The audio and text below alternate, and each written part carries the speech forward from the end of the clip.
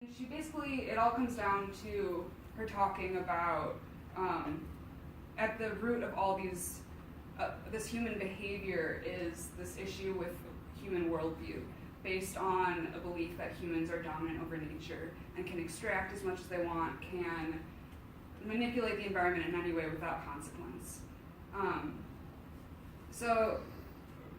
Really boring book to read, but really, really successful in many ways because DDT was prohibited in 1972. It's a really impressive consolidation of scientific evidence that, especially during that time, the average person wouldn't have access to that type of information. And she presents a universal environmentalism. So this was pre-environmental movement, so there was no polarized Democratic or Republican view on the environment. She started the movement, so before her it was very universal, and there wasn't this politicized notion of the environment. She appeals to morality, and she has a motherly tone of authority and common sense. So what she says, it's just like, yeah, that's common sense, why are we doing that?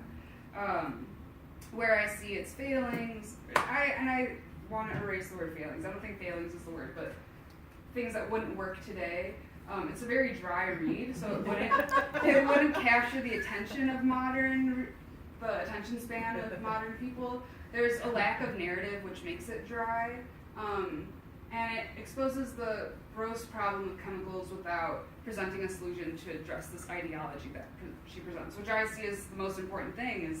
DDT is outlawed, but we're still fracking with chemicals that we're not allowed to know what the chemicals are. So clearly, she didn't fix everything.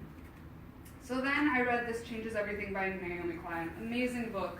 I highly recommend it. It was published in 2015, and it was called the most momentous and contentious environmental book since Silent Spring.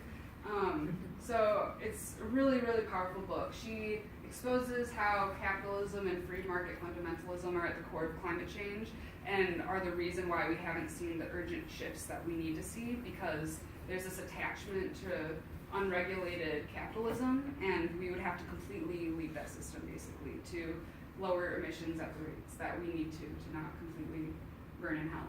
And so she calls for a bottom-up approach and massive grassroots movements, because she says, based on massive amounts of evidence, from relying on celebrities to fix this, to even big green corporations, who she shows many of them have investments in fossil fuel companies, that what we need is power to the people and grassroots movement and people demanding change.